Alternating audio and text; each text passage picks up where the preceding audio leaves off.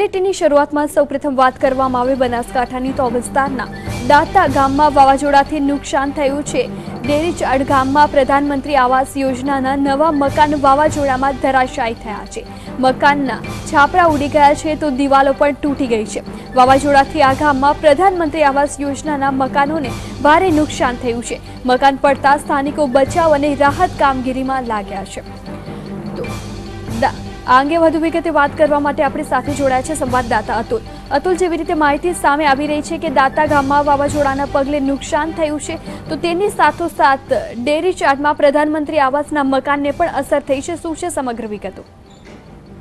ચોક્કસ ભક્તિ, જે પ્રકારે આજે બનાસકાંઠામાં વાતાવરણ પલટાયું હતું અને કમોસમી વરસાદ થયો, વાવાઝોડું પણ થયું, પરંતુ સૌથી અસર જે થઈ હતી દાતા તાલુકામાં ભારે પવન ફૂંકાયો હતો અને ક્યાંક વરસાદ પણ પડ્યો હતો। ત્યારે દાતા તાલુકાનું જે ડેડિયારા ગામ છે ત્યાં જે પ્રધાનમંત્રીના જે મકાન છે આવાસ યોજનાના જે પડ્યા હતા, તેમના જે ઉપરના પતરા હતા એ ઉડી ગયા હતા। મોટે ભાગે આ ગરીબ આદિવાસી લોકોને આ મકાન બનાવી આપવામાં આવ્યા હતા અને આ વાવાઝોડાના કારણે એ મકાન પણ જે હતા એ ક્યાંક ને ક્યાંક ધરાશાયી થયા હતા। ત્યારે ચોક્કસ એક પ્રકારે જે કુદરતી હતી એ ભ્રષ્ટાચાર પણ બહાર લાવ્યો છે। સાથે સાથે બનાસકાંઠા જિલ્લામાં વરસાદ પણ પડ્યો છે તો સુઈ ગામમાં એક વીજળી પડવાથી આધેડના મોતના પણ સમાચાર છે। આમ જે બનાસકાંઠાની વાત કરીએ તો વરસાદે અને જે મોસમે છે એ વ્યાપક પ્રમાણમાં નુકસાન પણ કર્યું છે। ભક્તિ જી, આભાર આપનું સમગ્ર માહિતી આપવા બદલ।